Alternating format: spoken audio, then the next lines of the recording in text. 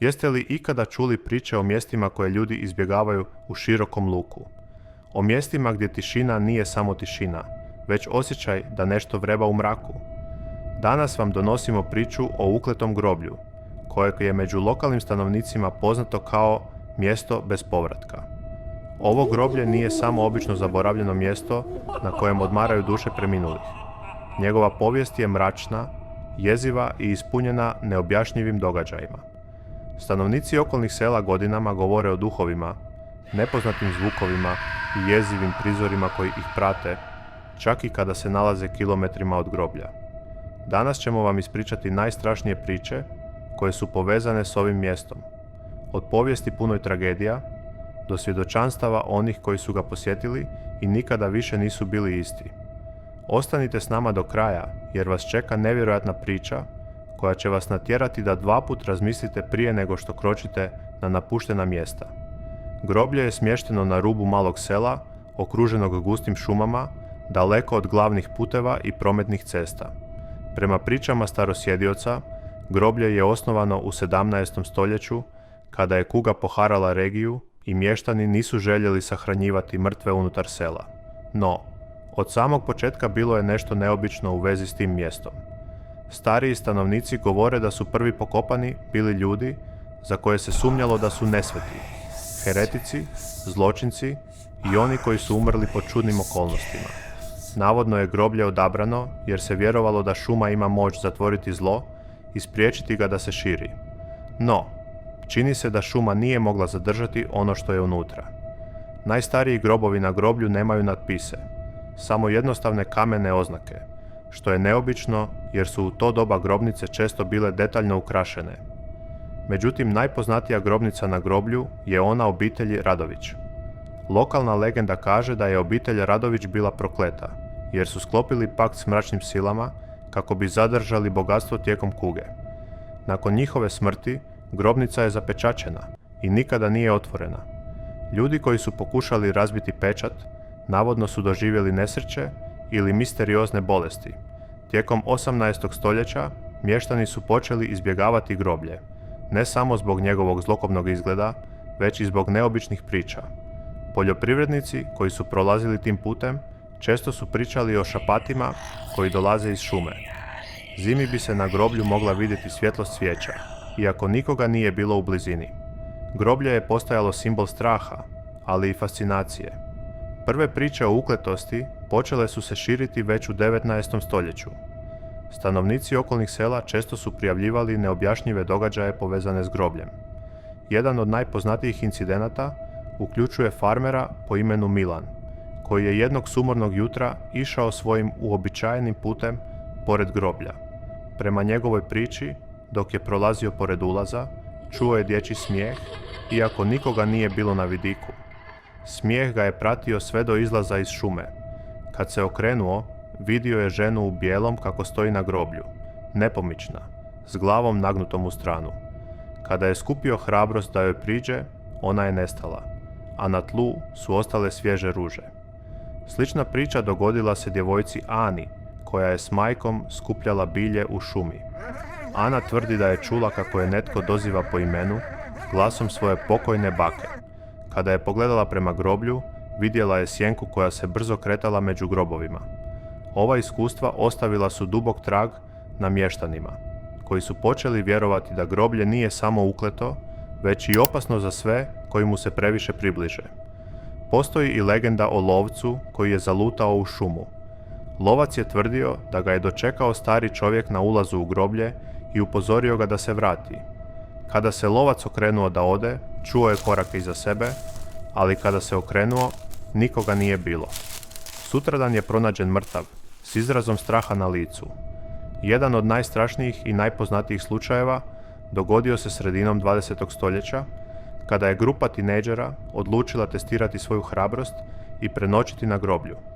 Bilo je to vrijeme kada su lokalne legende postale popularne među mladima, a izazov "Prenesi noć na ukletom groblju" postao je omiljena zabava onih koji su željeli dokazati svoju hrabrost.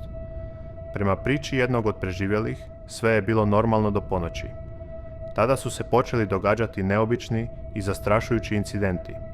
Prvo su čuli tihe korake kako se kreću među grobovima, iako nisu vidjeli nikoga. Tada je jedan od njih osjetio da ga je netko povukao za jaknu, ali kada se okrenuo nije bilo nikoga. Najjeziviji trenutak dogodio se kada je jedan od dječaka odlučio istražiti staru grobnicu. Kada je kročio unutra, tlo ispod njega se urušilo i upao je u staru, zaboravljenu kriptu. Dok su ga izvlačili, bio je u stanju panike i nije prestajao ponavljati: "Oni su dolje, gledaju nas." Nakon tog događaja, dječak se nikada nije oporavio i napustio je selo ubrzo nakon incidenta. Mještani su nakon ovog incidenta zapečatili grobnicu, ali priče o onome što se dogodilo unutar nje i dalje se prepričavaju.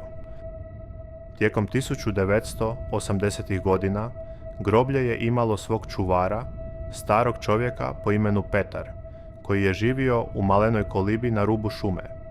Petar je bio poznat kao usamljenik, ali je često govorio kako nije sam na groblju. Mještani su ga smatrali ekscentričnim, sve dok jednog dana nije pronađen mrtav.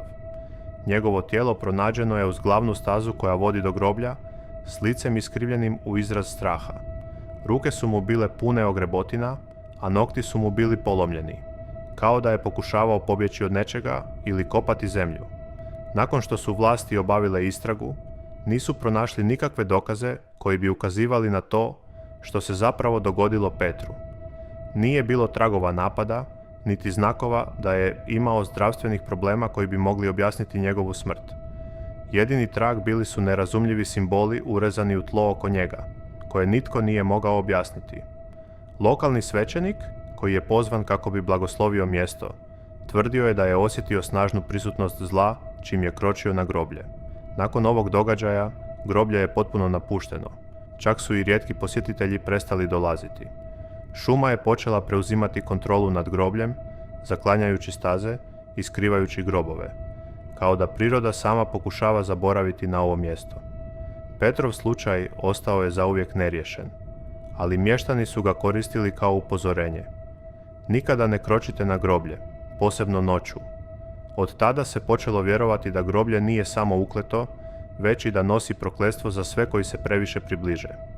Iako je groblje službeno napušteno, ono je postalo popularno među urbanim istraživačima i lovcima na paranormalno. Jedna od najpoznatijih grupa koja je posjetila groblje bila je tim istraživača paranormalnog iz susjednog grada. Oni su bili opremljeni kamerama, senzorima pokreta i opremom za snimanje zvuka. Njihov cilj bio je dokumentirati sve neobične pojave i dokazati postoji li nešto paranormalno. Prema njihovim svjedočanstvima, prva čudna pojava dogodila se već prilikom ulaska na groblje. Temperatura je naglo pala, iako je bila ljetna noć. Kamere su nekoliko puta prestale raditi, a snimke koje su uspjeli zabilježiti prikazivale su nejasne siluete koje se kreću među grobovima. Najjeziviji trenutak dogodio se u središtu groblja, kod stare grobnice obitelji Radović. Tim je čuo glasove koji su dolazili iznutra, iako je grobnica bila potpuno zatvorena i odavno zapečaćena. Jedan od istraživača, Marko, tvrdio je da je čuo kako netko šapće ime Radović, ali kada je prišao bliže, nije mogao vidjeti nikog. Tada su se začuli zvukovi koraka, ali nitko nije bio u blizini. Kamere su zabilježile samo jednu nesvjestan siluetu, koja je, kad su se svi okrenuli, nestala. Tim je također izveo nekoliko eksperimenata koristeći uređaje za snimanje elektromagnetskih valova, jer su istraživači vjerovali da bi ti valovi mogli ukazivati na prisutnost paranormalnih entiteta. Iako su uređaji zabilježili visoke valove na određenim mjestima, nijedno objašnjenje nije moglo potvrditi uzrok tog fenomena. No, najviše su ih potresle svjedočenja jednog člana tima, Ivane. Ona je izvijestila da je u jednom trenutku vidjela ženu u bijelom, koja je stajala među grobovima, okrenuta prema grobnici obitelji Radović. Ivana je pokušala prići, ali kada je došla do nje, figura je nestala u magli. Nakon tog iskustva, Ivana je bila emocionalno potresena i više nije željela sudjelovati u daljnjim istraživanjima. Ovi događaji samo su pojačali mit o ukletosti groblja i njegovoj moći da prestravi i zbuni svakog tko se usudi kročiti na to tlo. Unatoč svim upozorenjima, groblje i dalje privlači znatiželjnike, avanturiste i one željne dokazivanja. Iako većina tih ljudi ne vjeruje u duhove ili uklete lokacije, nekoliko je slučajeva koji ne mogu biti objašnjeni običnim zdravim razumom. Jedan od najpoznatijih slučajeva dogodio se 2010. godine, kada je mladi par, Sara i Luka, odlučio provesti noć na groblju kao dio istraživačkog projekta. Dvojac je snimao dokumentarac o paranormalnim pojavama i imao je ambiciju otkriti istinu o groblju. Oni su se smjestili na jednom od najstarijih grobova, misleći da će snimiti samo nekoliko sumnjivih zvukova. Međutim, tijekom noći zabilježili su nekoliko neobjašnjivih događaja. Prvo su čuli tihu glazbu koja je dolazila iz smjera grobnica, iako nikakvi uređaji nisu bili uključeni. Kasnije su snimili zvukove koji su nalikovali plaču, a na snimci se čula i rečenica "Pomozite nam". Kada su analizirali snimke, nije bilo nikakvih izvora zvuka koji bi ih mogli proizvesti. Iako je sve izgledalo samo kao nespretno snimanje, ubrzo nakon tog incidenta Sara je nestala. Luka je tvrdio da su se izgubili u šumi dok su tražili izlaz, a da je Sara bila prva koja je počela trčati prema nekoj sjeni koja se kretala između grobova. On je uspio pobjeći, ali nikada nije mogao objasniti što je točno vidio te noći. Sara je pronađena 2 tjedna kasnije, nekoliko kilometara od groblja, ali je bila potpuno dezorijentirana i fizički iscrpljena. Nikada nije izgovorila riječ o onome što se dogodilo. Ovaj događaj samo je još više potvrdio vjerovanje među mještanima da groblje ne samo da nosi zlu sudbinu, već da ima snagu koja se ne može razumjeti. Čak i nakon svih tih godina, ukleto groblje ostaje jedno od najstrašnijih mjesta u ovom kraju. Groblje o kojem smo danas govorili ostaje jedno od najvećih misterija ovog kraja. Iako su mnogi pokušali otkriti istinu, mnogi su ostali neprežaljeni, a njihova svjedočanstva još uvijek odjekuju kroz priče koje kruže među mještanima. Je li ovo groblje stvarno ukleto? Postoji li stvarna opasnost za sve koji se usude kročiti na njega? Ili je sve to samo proizvod ljudskih strahova, predrasuda i kolektivnih maštarija? Neka vas ova priča natjera na razmišljanje, ali i na oprez. Jer, kako god bilo, najbolje je držati se podalje od mjesta gdje se prošlost i misteriji spajaju u zlokobnu tišinu. Ako ikada budete putovali kroz ovaj kraj, možda ćete poželjeti izbjegavati ovo groblje. A ako ipak odlučite posjetiti ga, budite spremni za sve, jer nikad ne znate što vas može čekati na ukletom groblju. Hvala što ste slušali priču o ukletom groblju.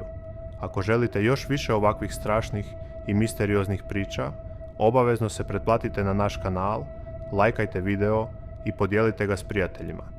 Ne zaboravite aktivirati obavijesti kako biste bili među prvima koji će saznati o novim pričama koje dolaze. Do sljedećeg puta, budite oprezni, jer tajne koje čuvaju stara mjesta možda nisu samo legende.